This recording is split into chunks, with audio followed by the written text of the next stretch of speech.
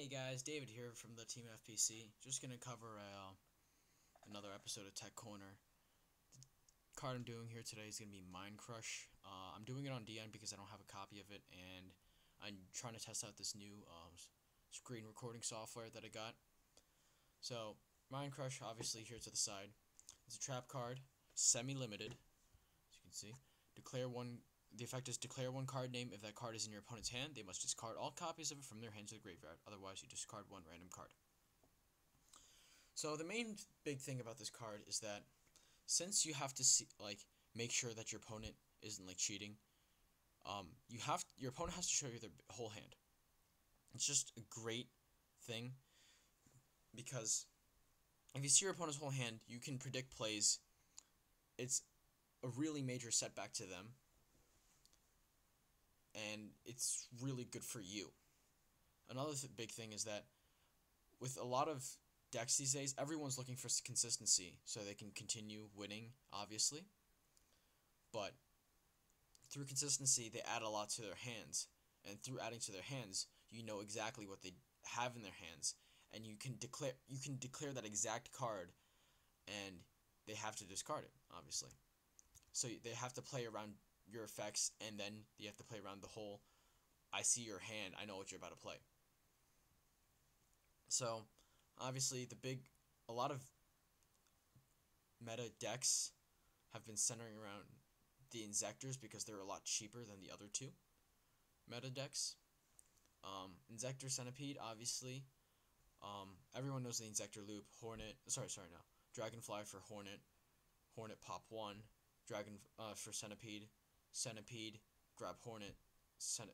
Hornet effect pop card. Centipede add to hand. Well, when that Centipede adds to hand, you know what's in their hand. Swing it with it. Activate the Dark Bribe. Hit whatever they added to their hand. See their whole hand. It hurts them. You know what to play around. If they added a Dragonfly to the hand, if they had another one, you can eliminate both of the two threats. And then on top of that, you can see the rest of the hand. Make sure you have a safety net of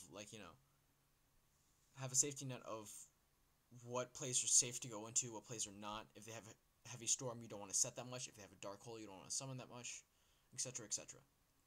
Another big searcher we see these days is Sangan. Sangan is almost a staple. Well, it basically is a staple now, because a lot of decks require low attack monsters. You see what they add to their hand with Sangan, you Mind Crush it. Obviously, it's very simple concept. Heroes are popping up a lot now since George Orlando won YCS, topped YCS, no, not topped, topped, 4? YCS Long Beach with Heroes. And these three are the main searchers of Heroes. You see these a lot, obviously. Even not in Heroes, you see Rhoda a lot. It's prominent. So, with these three, you know what to add to their hand. Again, you stop it. The main big thing about Mind Crush, since Pot of Duality got that reprint, and now almost everyone has it, and every other deck runs it, Mind Crush can just destroy decks. Trap Dust Shoot was banned because of its just great use. Mind Crush has basically the same use, but with setback. Lastly, cards like Dark Arm Dragon that require certain conditions, you can Mind Crush those cards to eliminate threats.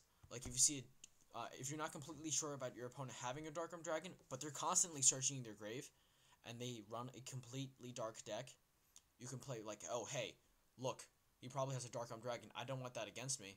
I might have a randomly useless card in my hand. I might as well just go Mind Crush, make sure everything's safe for me. If you see a person MSTing their own back row, they're either bluffing Gorz or actually have Gorz, you obviously oh hey, yeah, I don't want to see a Gorz. If I can Mind Crush that Gorz, or if I have a useless card in my hand, I can Mind Crush that Gorz and swing for game. If that Gorz doesn't come out, then I'm really safe. So, yeah, Mind Crush is just a great card. It's a really suitable replacement for Trap Dust Shoot, obviously, and it's just a great card. Everyone should try playing it. I'd think everyone should try playing it. I tech it at 1 in almost all of my decks if I have the space. If not, I put 2 inside. If not, if I don't even have the space in the side, I'll just throw it out. Sadly. But it's just a great card. Everyone should try it out. Give me some feedback. Tell me how you like it. I really want to see people play the cards that I recommend in Tech Corner because they're just really good cards. You know, I have my rants about them, sometimes scripted, cough. But yeah, just try the cards out. Put a video response would be awesome. Like, I really want to see those. So, yeah, thanks, guys.